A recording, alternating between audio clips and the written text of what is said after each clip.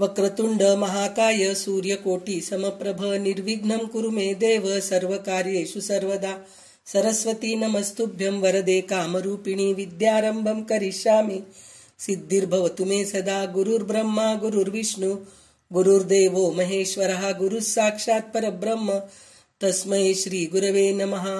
ओम श्री कुलदेवताभ्यो नमः. ओम श्री मातृपितृभ्यो नमः. ओम श्री परमात्मने नमः. तर आज आपलं 40 पर्यंत काल लक्ष्मी शोभानेचे ओवीचे अर्थ आपण ऐकलो. आज आपण 41व्या ओवीपासून ऐकणार आहोत. तर भारतीताईकडून आपल्याला ऐकायला मिळतं खरं तर लक्ष्मी शोभाने काय हे महाराष्ट्रामध्ये माहीतच नाही आपल्याला कोणालाही. लक्ष्मी शोभाने म्हणून एक काय म्हणतात पद्य आहे असं आपल्याला काही माहित नाही. पण ते लक्ष्मी शोभाने म्हणजे काय, लक्ष्मी नारायणाला कशाला वरली ह्याच्यावर ते आहे ते जास्त करून. आणि लक्ष्मी नारायणाचंच वर्णन त्याच्यात जास्त आहे. आणि लक्ष्मी कशी काय समुद्र मंथनातून निघाल्यानंतर तिच्या नजरेसमोर इतके ऋषी मुनी देव दानव सगळे होते पण ती फक्त नारायणालाच का वरली ह्याचं वर्णन जास्त आहे त्याच्यामध्ये. आणि तिच्या आभूषणाचं तिचं सौंदर्याचं हे सगळं वर्णन आपल्याला ऐकायला मिळतंय. तर खरोखरच आपण खूप भाग्यवान आहोत की लक्ष्मी शोभाने हे कानडी भाषेत आहे. खरं तर वादिराज तीर्थ यांनी लिहिलेलं आहे. तर खरं तर बऱ्याच लोकांना वादिराज तीर्थ कोण आहेत हेच माहीत नाही. तर हे वादिराज तीर्थ कर्नाटकामधले मोठे योगी आहेत. तर त्यांनी हे रचलेलं जे पद्य आहे ते आपल्या हातात पडलेलं आहे आणि त्याचा अर्थ आपल्याला ऐकायला मिळते. हे आपण खूप भाग्यवान आहोत. तर भारतीताईकडून आपल्याला हे सगळं ऐकायला मिळतंय. तर खूप छान सांगतायत. तर आपण आता वेळ न घालवता भारतीताईंचं लक्ष्मी शोभानेचा अर्थ आपण ऐकायला सुरुवात करूया. श्री दिग्विजय रामो जयते. कृष्णाय वासुदेवाय हरे परमात्मने प्रणतक्लेशनाशाय गोविंदाय नमो नमः. वसुदेवसुतं देवं कंसचाणूरमर्दनं देवकी परमानंदं कृष्णं वंदे जगद्गुरुं. नित्य मुक्तळे निर्विकारळे नित्य सुख संपूर्णे नित्या नित्य जगद्धारे मुक्ता मुक्त गुणविनंते चित्तनिंद श्री पुरुषोत्तमन वृक्ष निवासिनी भक्तवत्सले काय श्री जगन्माते विख्याते. तपो विद्या विरक्तादी सद्गुणाघाकारानं वादिराज गुरुन् वंदे हैग्रीव पदाश्रय. श्री हैग्रीव महा.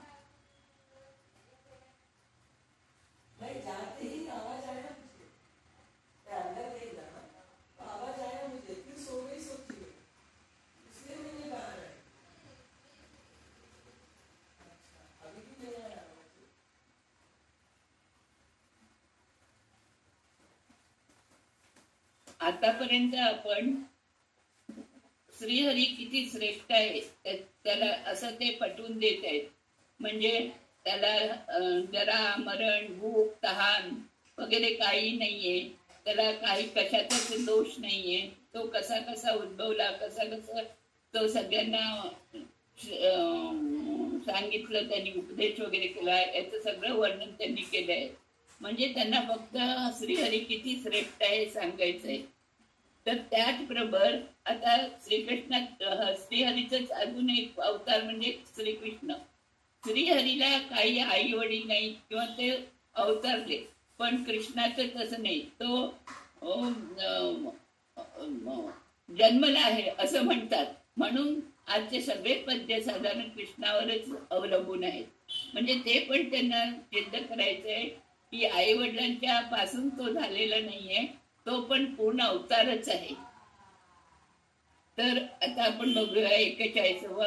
अंबुदिय उदक दली वडेतो मूडिद कुर्म एवं श्रीहरिय पितनारू एवं श्रीहरिय पितनारू अदरिंद स्वयंभू गळला अवतार शोभाने. म्हणजे अमृत मंथनाच्या प्रसंगी क्षीरसागराच्या पाण्यात स्वयं व्यक्त झालेला कुर्मावताराचा जनक कोण आहे काय? श्रीहरीचे सर्व अवतार स्वयंभू आहेत, जननी जनकापासून जन्म घेतलेले नाही, असे महालक्ष्मी परवा त्यांना सांगत आहे. एक भावार्थ झालं त्याचं. नंतर विश्लेषण म्हणजे काय? मागच्या पदामध्ये आपण नरसिंह रूपी परमात्मा खंबातून प्रकटला म्हणून त्याला जननी जनक नाही तसे स्पष्ट केले. ही भागवतातील गोष्ट झाली. परंतु हरिवंशात नरसिंह जंगलातून राजभवनात आला. त्याने अद्भुत शरीर बघून हिरण्यकशिपूने त्याला बंधन घालण्याचा आज्ञा दिली. तेव्हा दोघांचे घनघोर युद्ध झाले. हिरण्यकशिपूचा संवार झाला. अशी पण गोष्ट आहे. हरिवंशात त्यांनी सांगितले की दुसरं हिरण्यकशिपूचं. अशा या जंगलातून आलेल्या मृगाला जननी जनक असणारच. याचं विवरण असं आहे की कल्पभेद म्हणतात. ब्रह्मदेवाचे आयुष्य 100 वर्ष आहे. त्याच्या एका दिवसाने मनुष्याच्या 432 कोटी वर्ष होतात. ब्रह्मदेवीच्या एका दिवसात म्हणजे एक दिन कल्पापर्यंत भगवंताचे 10 अवतार होतात. आपल्या चतुर्भुगाची एक कडी अशा 100 कड्या गेल्या म्हणजे एक दिन कल्प होतो. ब्रह्मदेव दशावतारी मत्स्याय नमः कुर्माय नमः अशी जेव्हा तुळशी अर्चना करीत असतो तेव्हा हे भूमीवर अवतार घेतात. अशी कल्पना हरिवंशात केली आहे. हरिवंशातील नरसिंह अवतार हा रैवत मनवंतरात आहे आणि आपले जे खंबातून आले ते वैवस्वत मनवंतरात आहे. तर दोन्ही घटना वेगवेगळ्या कल्पात झाल्यामुळे तो वेगवेगळे नरसिंह अवतार आहेत. हरिवंशात देवतांनी हिरण्यकशिपूचा त्रास श्रीहरी समोर जाऊन सांगितला. तेव्हा भगवंत जंगलात जाऊन पुन्हा असेही पत्ता न लागू देता नरसिंह अवतार धारण करून आला. इथे सुद्धा अन्मुत्पात असा शब्द आहे. भागवतात तर खंबातून प्रकट झाला असे आहे, म्हणजे त्याला तर जननी जनक नाहीच. याचे कारण एकत्र निर्णित शास्त्र. आता कुर्मावतार तर समुद्र मंथनाच्या प्रसंगी झाला. समुद्र मंथन सुरू असता मंदार पर्वत क्षीर समुद्रात बुडू लागला. तेव्हा देवतांनी प्रयत्न केले परंतु काही झाले नाही. त्यावरून प्रार्थनेवरून श्रीहरीने आपल्या अद्भुत रूपाने समुद्रात प्रवेश केला. हे निर्णित शास्त्र आहे. येथे वाजीराज स्वामी स्पष्ट सांगतात, समुद्राच्या पाण्यात स्वयंव्यक्त कूर्म श्रीहरीचीच कूर्माला कोणी पिता आहे काय? मग याचे अवतार स्वयंभू आहेत. इथे दोनदा श्रीहरी पितनारू असे म्हणणाऱ्याला हरीच संस्कृत मध्ये दुसरा अर्थ सिंह. श्रीहरी नरसिंहदेव.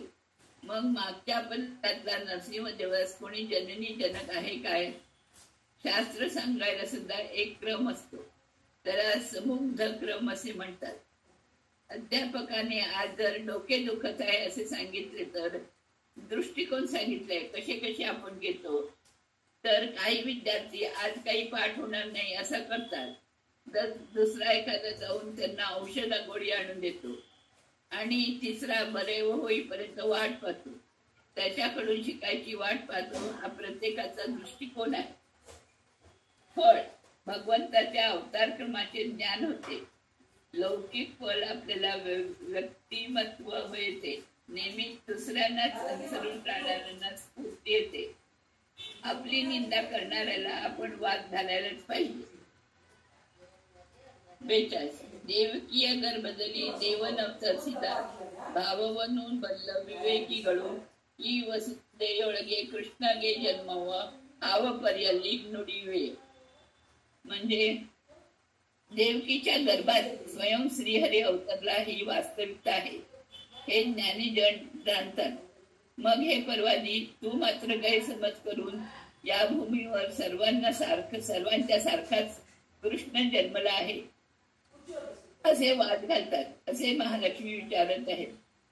कूर्म रूपाने प्रकट झालेला श्रीकृष्ण देवकीच्या गर्भातून अवतरला.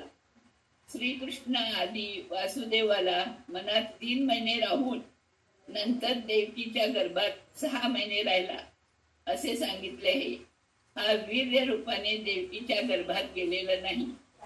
सर्व ज्ञानीजनांना पण हे माहित आहे. वरुण देवाचे आई वडील आदिती आणि कश्यपने वरुणाच्या गायी नेल्या तेव्हा ब्रह्मदेवाने त्यांना भूमीवर जाण्याचा शाप दिला. त्यांनी तपश्चर्या करून परमात्मास पुत्र रूपाने मागितले. गायी चोरणाऱ्या आदिती कश्यपला गोपाल कृष्ण होऊन श्रीकृष्णने तारले. श्रीकृष्णने कर्माच्या प्रारब्धवशात जन्म घेतलेला नाही. भूदेवी भूभाराचे दुःख घेऊन ब्रह्मदेवाकडे गेली. ब्रह्मदेव सर्व देवासकट भूदेवीला घेऊन क्षीर समुद्रात नारायणकडे गेला. तेव्हा भगवंताने मेरू पर्वतावर सर्व देवांची सभा बोलवली. कारण क्षीर समुद्रात प्रवेश नाही, असुरांना प्रवेश नाही. तिथे भूभार हरण्यासाठी मी अवतार घेतो असे त्यांनी सांगितले. दैत्याने सुद्धा सांगितले. आपल्या वचनाच्या प्रयुक्त श्रीकृष्ण अवतरले हे सर्व ज्ञानीजनांना माहीत आहे. सर्व ज्ञानीजनांचे एकच मत आहे, सर्वांचा एकच भाव आहे, दृढपणे इथे सांगायचे आहे. माधव परंपरा ही अशी आहे. कृष्ण म्हणायचे आणि जन्मला म्हणायचे हे दोन विरोधाभास आहेत. आपण जन्मलो आहोत ही सर्वात मोठी मागच्या जन्मातल्या चुकांची शिक्षा आहे. म्हणून कृष्णाचा अवतार कुठल्याही चुकीची शिक्षाही नाही. कृष्ण जन्म घेऊन स्वतःच्या दुःखाचे स्वतः कसे बरे कारण होईल. कृष्ण हा जन्मला नाही, अवतरला आहे हे स्पष्ट होते. फळ एकाच घरात अनेक जण राहतात तरीही वादविवाद होऊन नेहमी एकच मत राहते, दुमत होत नाही. आकळीस वाग यशोदा देविगे देव तन्नೊಳಗೆ ಹುದುನಿದ್ದ ಭುವನವೆಲ್ಲವ ತೋರಿದುದಲ್ಲದೆ ಆ विष्णू गर्भजोळ अडगिवने. म्हणजे एक दिवस यशोदा आपल्या बालकृष्णास मांडीवर घेऊन स्तनपान देत होती. दूध पूर्णपणे पिण्याआधीच श्रीकृष्णाला झोप आली. आपल्या मुलावरील प्रेमापाठी यशोदा त्याला गोंधळू लागली. कृष्णाने जांभई दिली तेव्हा त्याच्या छोट्याशा तोंडात समस्त ब्रह्मांडाला पाहून यशोदा घाबरली. असा हा विश्वंभर हरी देवकीच्या गर्भात 9 महिने लहान रूपाने होता असे म्हणणे किती बरोबर आहे असे महालक्ष्मी म्हणत आहे. यात विश्लेषण म्हणजे काय तर वास्तविक माणसाला 3 कारणांनी जांभई येते. एक फार श्रम झाल्यावर किंवा भरपूर जेवण झाल्यावर अथवा काहीतरी उदासीन झाले तर. हे 3 कारणे इथे नाहीयेत. त्याचे स्तनपान पूर्ण झाले नाही त्यामुळे त्याला श्रमाचा प्रश्न नाही. श्रमाचा प्रश्न उदासीन तर त्याला नाहीच नाही. मग जांभई का दिली हा प्रश्न पडतो. तर आईला त्याने विश्वरूप दर्शन दिले. बालरूप हे कृष्णाचे जसे एक नाटक आहे तसे जांभई हे सुद्धा एक नाटक आहे. कृष्ण माझा मुलगा आहे हे यशोदेला मोह होता. ती प्रत्येक वेळेला त्याच्यावर अतिशय मोह करत होती. तो जाण्यासाठी त्याने तिला आपले विश्वरूप दाखवले. विष्णू आणि देव या पदाच्या वापराने मांजरा स्वामींनी विष्णू म्हणजे सर्वव्याप्त देव तिला दाखवण्याला सूचित केले आहे. शरीर मोठे झाल्यावरच विष्णू मोठा होतो असे लोकांना वाटू लागले. म्हणून त्यांना असं दाखवण्यात आलं की बाल शरीरात पण विश्वरूप दर्शन दाखवतो. आपले विष्णूचं स्थापन करण्यासाठी लहानशा तोंडात विश्वाला समावले आहे. जीव लहान असल्याने गर्भवास असतो परंतु हरीने गर्भवासासाठी लहान शरीर धारण केले नाही. तर गर्भवास करणाऱ्या जीवामध्ये मी अंतर्यामी स्थिती असतो हे सुचवण्यासाठी लहान शरीर धारण केले आहे. असा हा विष्णू गर्भात लपून राहिला नाही. भगवंत बाहेरही असू शकतो गर्भातही असू शकतो हे दाखवून दिले. हे आपल्यासारख्या जीवाला शक्य नाही.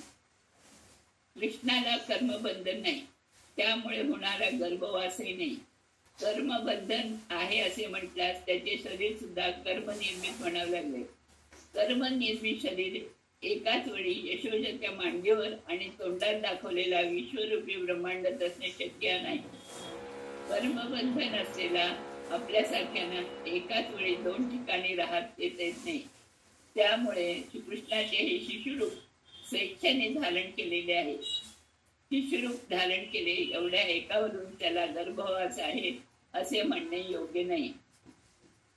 पण गर्भवास चुकतो दाढ्य उदासीन नाटक. लौकिक फल दोन फळांचे धारण केले. शास्त्राचे यथार्थ ज्ञान होऊन सर्वत्र प्रसिद्धी मिळाल्यावर त्याला लपून ठेवणे शक्य नाही. कीर्ती सर्वत्र पसरते. फुलांची सुगंध सदा सर्वत्र पसरतो तसे शास्त्राचे ज्ञान रूपी सुगंध कीर्ती सर्वत्र होते. आनेय मानदरी अडगिसून जवरुमते अनेक कोटी अजांडव अनुरोम कुंपदरी अब्बल श्रीहरिय जननी जठरव फळकुंभोदे. मोठ्या हत्तीला छोट्या भांड्यात लपवता येईल काय? अनेक कोटी ब्रह्मांड आपल्या छोट्या रोमकुपात ठेवणाऱ्या श्रीहरीस जननीच्या जठरात समावणे शक्य आहे काय? देवाला गर्भवास आहे असा प्रश्न महालक्ष्मी करते. मागच्या पदात आपण यशोदेला तिच्या तोंडात दाबाई देताना ब्रह्मांड दाखवले असे सांगितले. यक्षानुरूप ब्रह्मांडाला गिळणारे श्रीकुंठाचे तोंड ब्रह्मांडापेक्षा कितीतरी पटीने मोठे असायला हवे. हा कृष्ण जननीच्या गर्भात लपून बसेल काय? याचा अर्थ शरीर गात्र कल्पनातीत आहे. मग एवढे मोठे गात्र असलेला श्रीकृष्ण जननीच्या गर्भात मावेल का? एका ब्रह्मांडाचा विस्तार 25 कोटी योजना इतका असते. वस्तुतः भगवंत एका वेळी एकाच ब्रह्मांडाची सृष्टी करतो आणि त्याचे रक्षण करतो. एकाच वेळी अनेक कोटी ब्रह्मांडाची सृष्टी तो कधीही करत नाही. त्याला शक्ती आहे परंतु त्याचा संकल्प आहे. ब्रह्मदेवाने अनेक कोटी ब्रह्मांड परमात्म्यात पाहिलेले सांगितले. श्रीहरीच्या अवयवात परस्पर भेद व्यक्ता नाही. एक रोमकूप ब्रह्मांडाचा आश्रय आहे परंतु एकाच ब्रह्मांडाला श्रीहरी आपल्या अचिंत्याकडून शक्तीने अनेक रूप देऊ शकतो. त्याला उदाहरण सीतादेवीने रावणाने दिले अपहरण केले असता आपल्या सर्व दागिन्यांना आपल्या सीताकृतीवर घातले होते. अर्जुनाने इंद्रकील पर्वतावर शिवलिंगावर वाहिलेली फुले किरात रूपी शिवावर दिसून आली. एकाच वस्तूचे प्रतिबिंब अनेक आरशात पडते. तसंच भगवंताचे सर्व अवतार सर्व कार्य करू शकतात.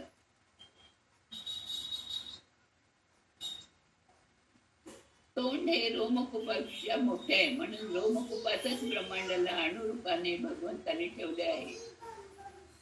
अणुरोमकुपादी आळमध्ये या शक्तीची सूचना दिली आहे.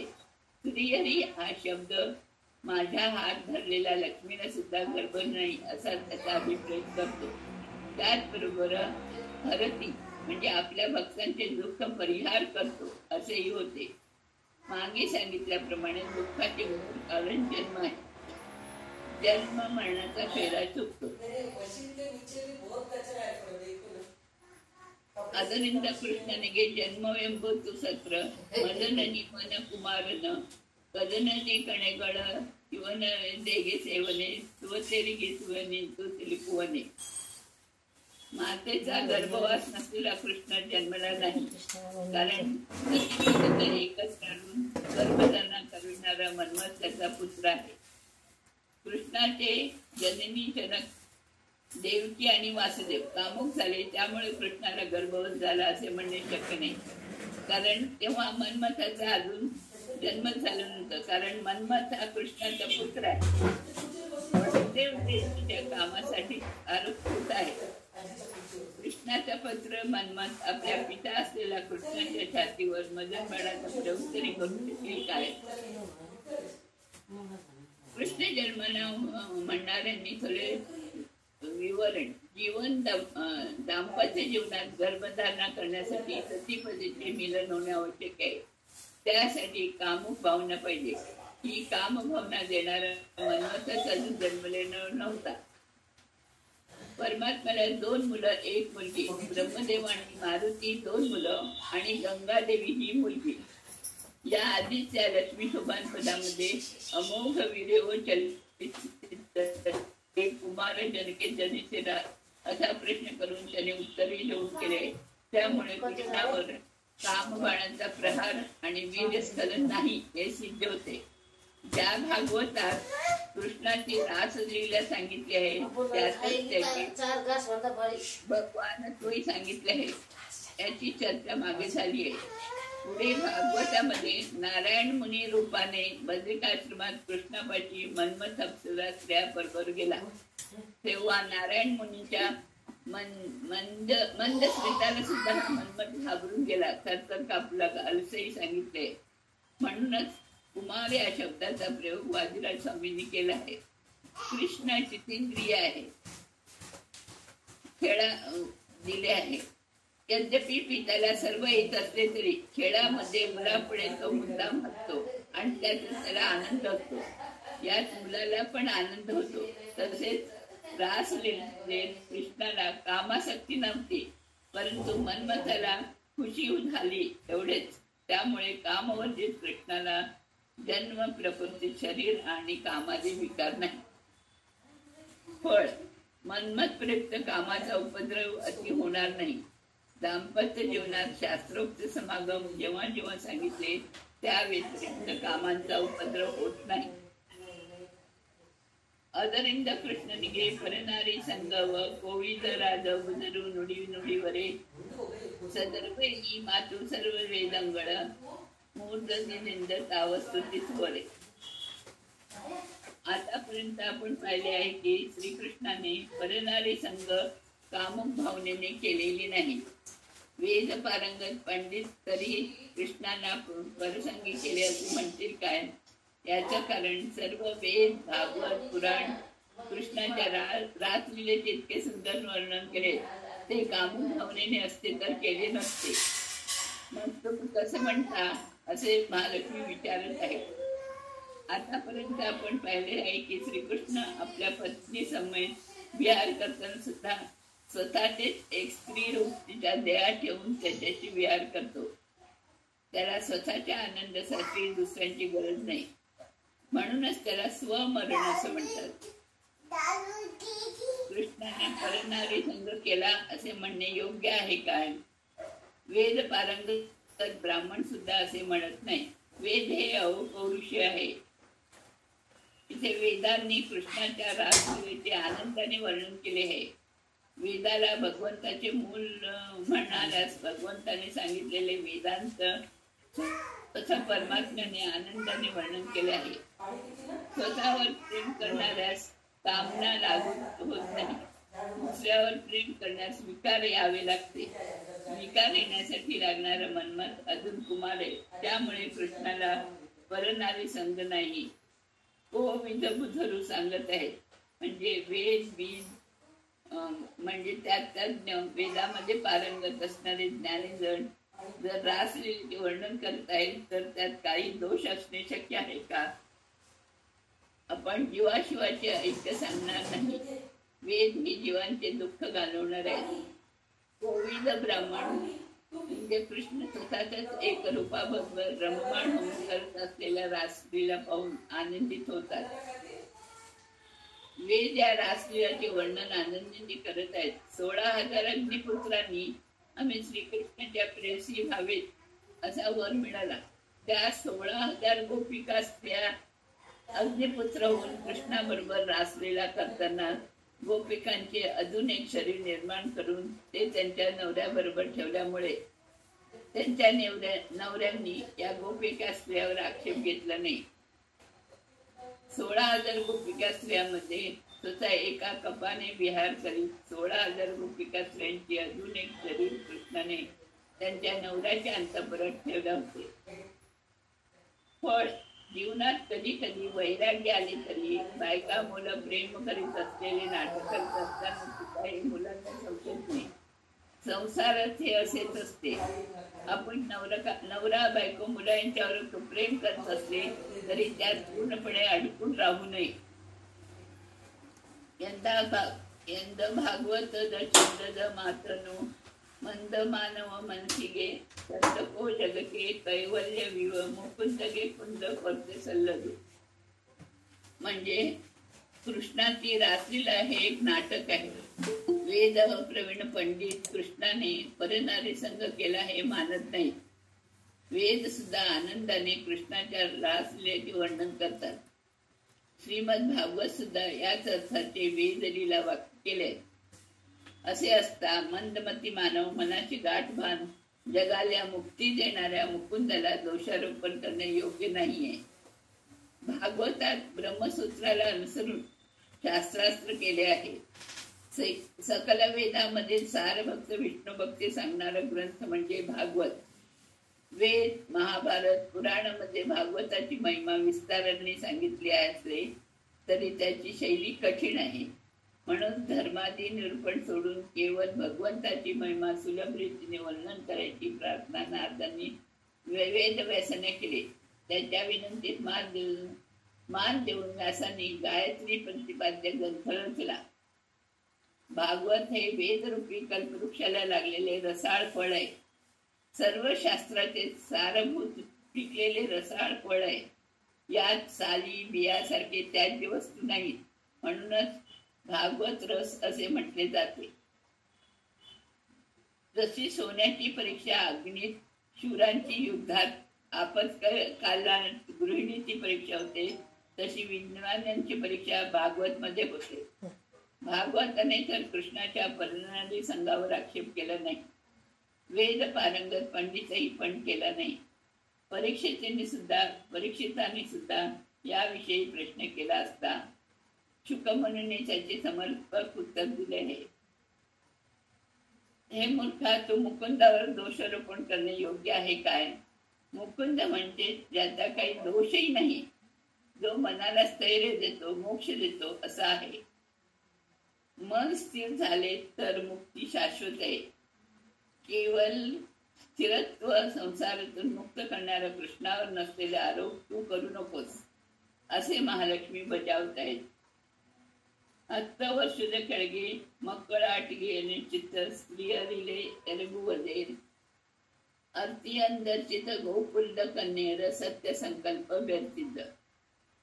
भावार्थ 10 वर्षांहून कमी असणाऱ्या अजूनही भातुकलीचा खेळ खेळता असणाऱ्या बालिकांना विकार होईल काय? श्रीकृष्णाने गोकुलातील कन्येबरोबर 10 वर्षापेक्षा कमी असताना रासक्रीडा केली आहे. त्यावेळेला त्यांना स्त्री संघाचा विकार होत तसा विचार सुद्धा करू नये. या कन्यकेने प्रेमाने पेक्षा भक्तिपूर्वक श्रीकृष्णाची पूजा केली आहे.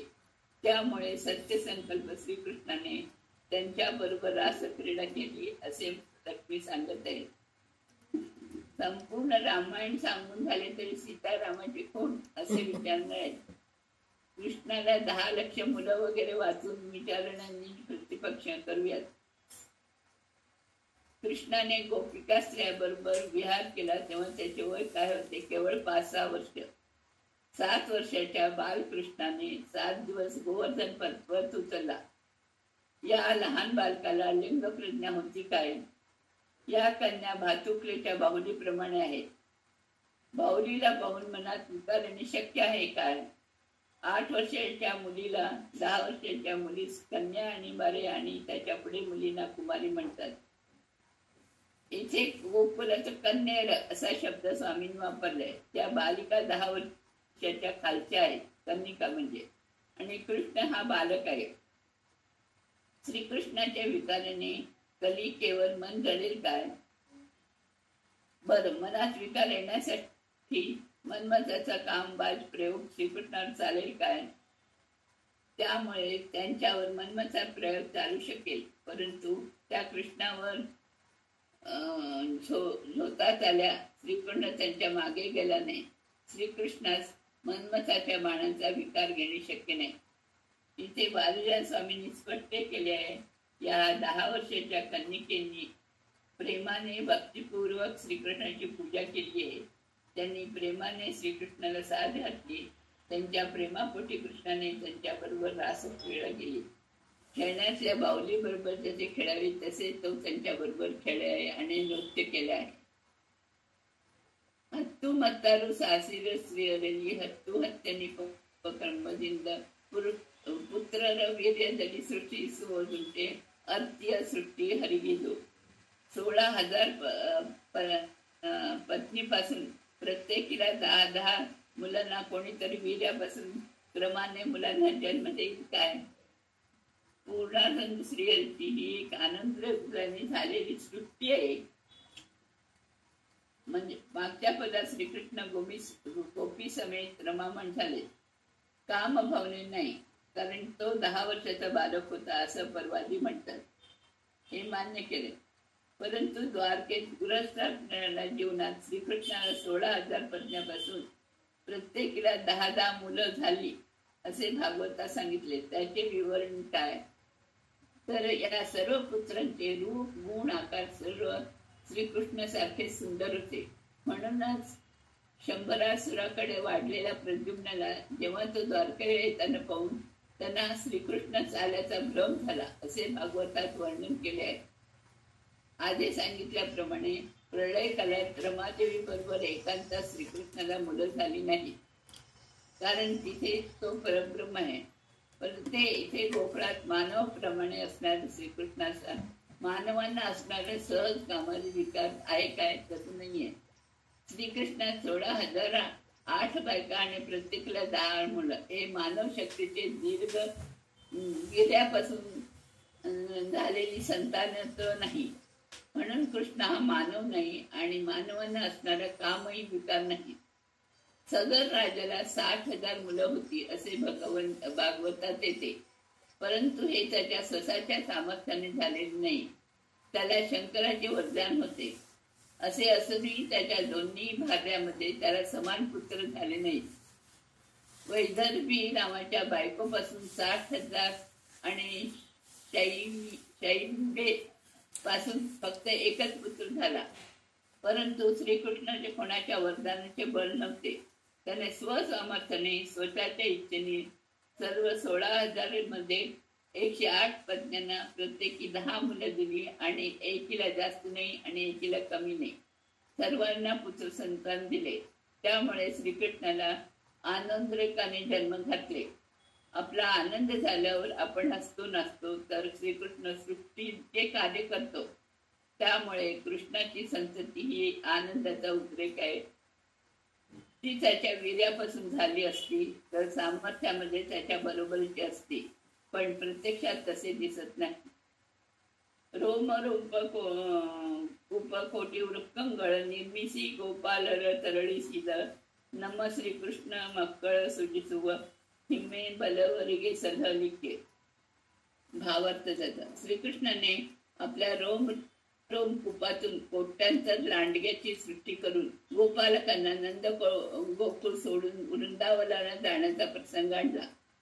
कृष्णाने रोमकुपातून लांडग्याची जशी सृष्टी केली तशीच आपली संतती सुद्धा उत्पन्न केली असे समजतात. त्याचा कृष्ण उद्धार करतो. कृष्णाने आपल्या बालावस्थेत अनेक दुष्ट राक्षसांचा संहार केला. त्यामुळे नंद गोकुळाला यायला राक्षस घाबरू लागले. ते श्रीकृष्णाला आवडले नाही, कारण त्याचा उद्देशच राक्षसवध होता. म्हणून आता तो आपण एका नव्या जागी स्थलांतर करायचे असे ठरवले. पण गोकुळवासियांना राक्षसाचा संहार केल्याने ती जागा सुरक्षित वाटत होती. याला उपाय म्हणून श्रीकृष्णाने स्वतःच अनेक लांडग्याचे रूप घेतले. गोकुळातल्या लहान मुलांना बछड्यांना पळवण्याचे नाटक केले. लांडगे स्वयं नारायण असल्याचे बलशाली होते. मुख्य असलेल्या उपनंदाने त्याला स्वतःहून उपाय सुचविला. त्याने सर्व गोपालांना बोलून इथे आपल्याला इतके दिवस पूतना षटकासुरांची राक्षसापण त्रासला. आता हे लांडगे आलेच, म्हणून आपण सर्व जवळ असणाऱ्या वृंदावनात स्थलांतर करूया असे त्याने ग्रामवासियांना सुचवले. त्याने कृष्णाचा कार्यभाग साधला.